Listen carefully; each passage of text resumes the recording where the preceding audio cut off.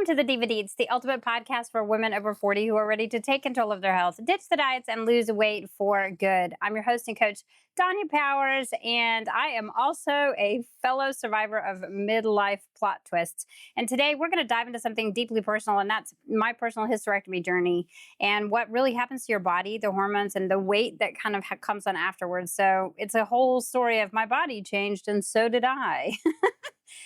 How we deal with hormones and weight loss over 40 post-hysterectomy. So my hysterectomy was back in November, and what they didn't tell me was that it wasn't just about the healing and the incisions, it was the aftermath that hit the hardest, okay? It was kind of like rebooting your computer that had a major software update, and the only thing that really happened is that the update erased all of your programs. If that's ever happened to you before, that's happened to me before. And then you have to go figure out where they are. It's like your hormones are out of whack. You are kind of confused in your metabolism. You're confused. Your energy is non-existent. You feel like a stranger driving your car is how it feels. So I was told there was going to be fatigue. I was told there was going to be inflammation. I was told there was going to be anxiety. I was told those things, but I was not anticipating the level at what those things happened. And it was just a lack of education, a lack of support from the doctors, and most women don't really know what to expect. So we're going to talk about all of this today. We're going to get really intimate into the nitty gritty. So you don't just lose an organ. You lose your body's stability. You lose the ability for your body to stabilize hormones, and in that sense, it's going to mess with your sleep. You can't stabilize hormones that happen in and around the gut, and your ability to recover from workouts is different. It's not that it's non-existent, but it feels like it is. No one really prepares you for that, and I think I've mentioned this before in past episodes, but the emotional disconnection where I felt off was tremendous. I just remember thinking that I felt like a stranger inside of my own skin, that I was driving someone else's vessel now. That's really how it felt. And I looked in the mirror and I just thought, who am I? Why do I feel so out of control? Because everything kind of takes an uptick. Everything that you were feeling with any kind of perimenopause takes a massive uptick. It doesn't actually help it. Now, having said that, of course, with your uterus gone, you're not dealing with monthly episodes, so at least it's not quite the same thing. But I was not somebody who also lost their ovaries in the hopes that I could sustain some hormone balance throughout. But the problem being is that my ovaries lost their main blood supply. So there was these dips and weirdness that was happening. It was kind of like waking up every day in my own house, but everyone had rearranged all the furniture while I was sleeping. And so nothing felt really familiar anymore. And I want you to understand that that's normal. You are not abnormal post-hysterectomy going through that. The reason I decided to do this episode is I put a hysterectomy post out not too long ago, maybe about a week ago, and I had about 15 women message me about hysterectomies. There are so many women walking through this, and nobody really talks about it. Nobody really talks about it. So you have uterus removal during a hysterectomy. Possible ovary removal. I kept my ovaries, and you deal with both aspects of that. You deal with surgical menopause. You are now dealing with menopause. If you weren't already going through it, now you get to. Estrogen, progesterone, and testosterone take a nosedive, and it's why not just hot flashes happen. It's why you suddenly have mood. It's why you have metabolism. It's why you have muscle disappearing. It's why you have a lack of motivation happening. And that is a big part of what happens. And so we're going to dive into the weight side of things today, why the weight comes on, even though you're good. Everything's good. You're healing good. Everything's good. What happens physiologically is there's a couple of factors. The biggest one is estrogen drops, right? When estrogen drops, especially drastically suddenly, now you have abdominal storage happening, abdominal fat storage happening. So if your muscle can't support the estrogen drop, then that's going to encourage even more abdominal fat storage. And guess what you can't do after a hysterectomy? You literally cannot work out. You can't. And if you do, you are really sad about it because it really does affect you. It messes with internal healing a lot. So you have to be very cautious and very careful after a hysterectomy.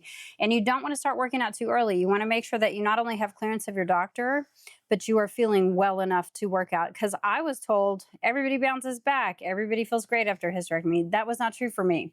And so, of course, my daughter calls right during the podcast. But when you have an increase or a decrease of estrogen, a lot of different stuff happens.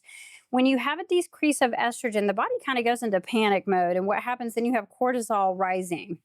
When you have cortisol go up, your stress is just much higher because cortisol is our stress hormone. Cortisol is the one thing that will help you pick up a car off of a child, but it's not what you want to have on a day-to-day basis. You definitely want it in the zombie apocalypse. You know, the zombies are chasing you. You want cortisol because that's your fight or flight, right?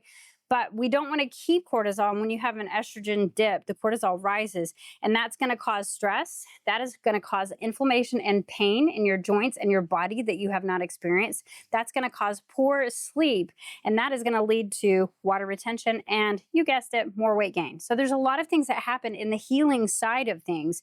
And then just to reemphasize the fact that once we get inactive, we can't build muscle. So I put on about 15 pounds of muscle prior to my surgery, knowing that I was going to lose muscle due to inactivity and it was going to cause my metabolism to slow down. And I still lost all of my muscle and dealt with weight gain because I could not work out for about 12 weeks. I just genuinely couldn't. Every single time that I did, I paid for it for about a week. And so I was just like, you know what? I'm just going to wait until week 12 and we will baby step our way back in. So I remember feeling like it was just kind of like walking through wet cement. If you've ever walked through wet cement, it just continues to stick to your feet. Everything becomes heavy. You can't even get your foot really up. That's how everything felt. I couldn't bounce back the way that I used to. And I kept thinking, did I do something wrong? Only I would fail after a hysterectomy. And the truth is my body was just trying to recalibrate. And looking back, it didn't take that long and it wasn't that traumatic. But when you're living in it in the moment, I felt really frustrated and traumatized by it. So I'm going to shift you into the mindset and action that my coach helped me get through, because obviously I wasn't able to work out with a coach during the time of recovery. But he left me in his program and helped me, we reached out to each other through his app, et cetera, et cetera, et cetera. During that time, he just didn't have any workouts programmed for me. Number one, you have to give yourself grace because you're not failing. I think that's the biggest thing that we have to realize. Anything where your body is affected and you have any kind of a physical trauma that's happened to you, you are not failing. Your body's healing. It's healing. So you have to give yourself grace. And I'm the worst about not giving myself grace. It's like, you should be better. You should be stronger. You're the coach. You're on podcasts. You're on, reels all the time. You should be stronger. You should be more. That's not true. We're all human. And this is a very human thing to go through. The other thing is, you have to make sure that you are doing strength training plus walking. My doctor was like, you can do all the cardio you want. Guess what cardio does? Causes you to store more fat. So I definitely already knew that and did not do that. But what you need to do is strength training plus walking. That is your best friend post-surgery. Once you are cleared for workout, I recommend waiting until week 12 before you start this. So you've got a solid 3 months. You can start walking day one and you're fine. Just be careful with your energy levels. Fuel your body with protein and try really hard to avoid inflammatory foods. Everybody's a little different in that regard. Sometimes grain bothers people. Sometimes alcohol bothers people. Sometimes sugar bothers people. And it's probably the alcohol and the sugar that's bothering you. But at the same time, it's not going to be the same thing for every person. If you know something inflames your body, avoid that when you're trying to heal from your hysterectomy, because we want to keep the body healthy and feeling as well as possible, not encourage more inflammation. And we want to make sure that we're getting plenty of protein. When I say plenty, I'm talking plenty. Really focus on getting 30 grams of protein every single meal. Get 5 to 6 meals every single day. Spread them out over your waking time. Make sure that you start with water before you have coffee. Get a great big breakfast in that has about 30 grams of protein in, and you will change how you feel the whole rest of your day. The other thing is sleep is the MVP of fat loss recovery in general. After a hysterectomy, it's kind of your best friend. I've never been able to nap as well as I did during my hysterectomy recovery. And it's one of those things that if you feel like you need to nap, go take a nap. Your body is recovering from losing you're removing an entire organ that you were born with. You know what I mean? So it's a big deal. It's a big part of what's happening with your body. And then just let's talk about libido, because I don't think that people talk about this enough. And I know both of my producers are boys going, yay, we're talking about libido. But it's the whole thing that happens after a hysterectomy is, wait, where did it go? What happened? I don't even feel like, you feel like a stranger in your skin. Let's just say it can feel like pretty much a damn mystery. You're just like, I dropped it. I don't know what I flushed it down the toilet. Some women bounce back and feel amazing, but I haven't talked to one of them yet. Honestly, I haven't talked to one woman yet. Most of the women, it feels like you flipped off a switch and your sex drive and you forgot to leave the instructions of how to turn it back on. So if you had your ovaries removed, you're not just in a recovery season, but your hormones went into major early retirement. That is true if you kept your ovaries, though, because like I said, they've lost their main blood supply where they used to be housed by all of the work that's happening in your fallopian tubes. Now they're attached. They're not floating around in there weirdly, which is what I thought. And I had to look it up. I'm not going to lie. I was like, oh my God, they're just floating around in there. No, they're attached with tendons and it's a much smaller area to be giving blood supply to your ovaries. So they start dying. They start going into surgical menopause. Boom. That's what's happening in both instances. You're not broken. You're not crazy. That's the number one thing. But your body just went through that massive hormone shift. So let's just walk through that one more time. So we've got hysterectomy equals uterus gone. Okay. If you had the whole thing, I can't remember how to pronounce it. It's like oof or something. Oophorectomy. I can't remember. The ovaries gone as well. I didn't have that. I just had a hysterectomy. But when both are removed, you lose most of your estrogen and testosterone overnight. Guess how we keep testosterone in our bodies? Muscle. You really need some muscle to keep it in. So it's critical for libido. We really need testosterone to help us with our libido. That's why men have a higher sex drive than women. They have a lot more testosterone zooming around through their bodies, okay? We are blessed when we have plenty of testosterone, but after you've had a hysterectomy, you've had a really big dip in that.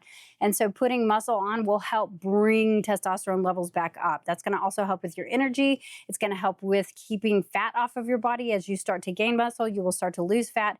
And keeping muscle on your body is also going to help with your mood. The mood is a big part of whether or not you want some, brown chicken, brown cow or not. So if you feel tired and you feel emotionally off and disconnected from your body, this is also going to help you with your confidence. And you know what? Intimacy doesn't hit the same after hysterectomy. It just doesn't hit the same. Intimacy becomes, and I mean, if there are any men listening to this podcast, intimacy becomes those 30-second hugs that just take a woman and whew, all the stress is gone. Intimacy becomes things like, filling up her water without her asking. It becomes things that you just wouldn't even think would become intimate for us because we've definitely had a little bit of a shift and we're feeling like strangers in our body. And women, it's not in your head, it's your hormones. It really is. I will rarely blame things on hormones, but libido, I 100% will blame it on hormones. So I do want to talk to you about some things that will really help you. And so if you are listening to this, I encourage you to get something to take notes on, not if you're driving.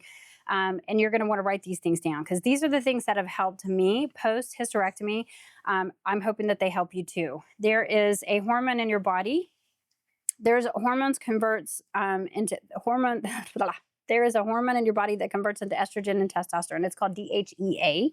And bioidentical DHEA can be a game changer for libido, energy, and mood. So you can actually ask your doctor about that one. That is not one that I am taking, but that is where I'm headed. Does that make sense?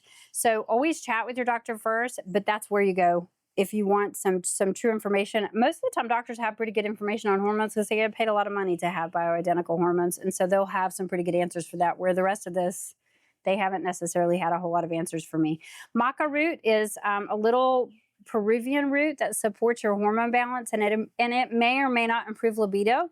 This has made a big difference in my world. And maca root, I have found it in tea. I've heard it comes in gelatinized format. That just sounds gross, so I have not done that. But there's different ways that you can get maca root, and it is a little bit tough on the tummy if you have really, really sensitive stomach. I usually drink it with some food or after dinner, and it doesn't bother me at all. But on an empty stomach, I felt just a little bit nauseated, just to be honest with you. Ashwagandha is my new best friend. That one is something that I am drinking. I'm drinking ashwagandha tea almost every single day.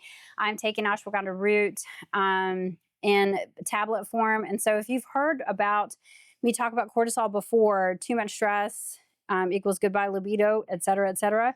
Ashwagandha is that adaptogen that chills the stress response. So my husband will literally hand me, if I'm edgy, he hands me ashwagandha tea because it massively changes how I am reacting. It changes that reactor factor. So if you are not taking ashwagandha, I highly recommend it. I always tell people to try really get good good sources of it. Don't just get like the Walmart brand of ashwagandha. Get you something that's organic, that's coming from a good source, so that you are truly getting something that's going to help change that. I'm a constant believer in omega-3s. Omega-3s are massively helpful for a lot of different reasons. The biggest thing that they are going to help you with is that brain fog that comes post-hysterectomy, but also with menopause as well. But your joints, every single joint that you own has omega-3s running through it to help keep it lubricated. And so that's going to help reduce inflammation. It is also supposed to help with vaginal dryness, which is a big issue post-hysterectomy. So it's really win-win. I take omega-3s twice a day. I take more in the morning, and then, no, I take more at night and a little bit less in the morning, but I take the equivalent of about 4 full pieces of white fish of omega-3s every single day. L-arginine it increases blood flow, and increasing blood flow means everywhere. Okay. Increased blood flow is good. I also use rhodiola for that as well. And that can help with sensitivity where that has kind of deadened and things are different. It can also help with arousal. I have not noticed that, but I definitely use that and rhodiola root. Vitamin D and magnesium are your BFFs for the rest of your living days. Okay. Your body cannot regulate hormones without them, period. So if you are not taking vitamin D plus magnesium, usually you can find a CalMag D. That is your BFF, best friend. Check your levels. Many women are low, especially post-surgery. But even if you're not low, you will be at some point, especially if you have had children. So your body needs that in order for your hormones to regulate. And then, you can also get stuff over the counter. I will tell you straight up, the pharmaceutical industry probably makes a ton of money off of this. One cream that was like this big was $250 out of pocket. And I was like, hard pass, I'm okay. We're not going to buy this cream today. But there's a lot of different stuff that you can get that will help. And your healthcare provider should have something. But if not, you could always reach out and I can help research it with you and kind of steer you towards somebody that would be able to help you. Bonus tip. It takes more than pills and powders. It really does. It's strength training to boost your testosterone. It's better sleep, better boundaries to keep our stress levels low so that our mood can rise and our stress can go down. It's figuring out how to express your frustration through this instead of penting it all up, especially if you are an internalizer. You have to get good at having an outlet, like journaling. Walking is a great one for me. And walking and talking to myself sounds so crazy. I probably look like the crazy menopausal lady in Oak Ridge, Tennessee. But if I talk through things, I'm an external verbalizer, and then I just feel better. Even if I haven't had a conversation with an actual human being, it's just me and the Holy Spirit out there walking and working through things. And so that when I get home, I'm in a better mood. My mood is elevated. So figure out something, journaling, maybe even therapy. Therapy is your BFF. If you just went through something big, it's okay to need support. It doesn't even have to be a hysterectomy, but if you just went through something big and you need support, I feel like we don't talk to our partners enough. David has been making me just be very open about all of this with him, and I think that's helping me to understand it. So talk with your partner, because what used to work might not work anymore. And it's heartbreaking in some ways, but if you don't tell them, how could they possibly know? Men are the worst mind readers in the whole world. You know what I mean? So are women, just for the record, but you can't read each other's minds. So it's not failure, that's evolution, that's change. That's an opportunity to really build your relationship, okay? So if you're over 40 and you feel like you've lost your spark, you're like, I don't feel like myself anymore, I don't feel like my body is mine, you're not alone. You are not forgotten, and you are soon found, okay? So don't go it alone. This is the stuff we work through in my coaching every day. It's not just about food. It's also workouts. It's reclaiming your strength. It's reclaiming your identity. And yes, your sensuality too. We talk about libido a lot because women over 40, it's just struggle for all of us. We're all in this boat together. Healing after hysterectomy is like building your house after a storm, you guys. The frame is there, but the inside time is the time that takes the longest. All of the care, the renovation, redoing the walls, redoing the drywall, the paint. I'm walking through that right now inside of my house after replacing this wall over here. If no one's told you, let me be the first. You didn't do anything wrong. You're not bad at having a hysterectomy. Your body's not broken and you're not lazy. You're just recovering from a life-altering shift. And that requires time, strategy, and support. So you can lose and gain weight and lose weight again. I promise that you can. You aren't an epic failure here. It's humbling. so humbling, especially when you are a leader in the fitness industry. And, people are just mean online. I don't know how many times people are like, oh, B's coach giving advice. Yep, she sure is. She's walking through it, but I'm walking through it with you. So if you need a plan that works with your hormones and not against it, I want to make sure that I'm here for you. You can message me the word ready. You can find me on Instagram, Danya Powers EC, TikTok, Danya Powers EC, Facebook, Danya Powers. You can catch me on my website, www.empowerdcoaching.com. And I'll help you build a plan that actually supports your body right now. Not the one that you had when you were 25, but the one that you have right now. We're done with shame. We're done with restriction, and we're done with doing this alone. Until next time, stay strong, stay consistent, and stay fabulous, my divas. Thanks for tuning into this latest episode of the Diva Deets. If this helped you and you found it valuable, share it with a friend who needs to hear it. Ready for more support? Join my free Facebook community or join my coaching community. The details are in the show notes. Don't forget to subscribe, and until next time, stay strong, stay consistent, and stay fabulous, my divas.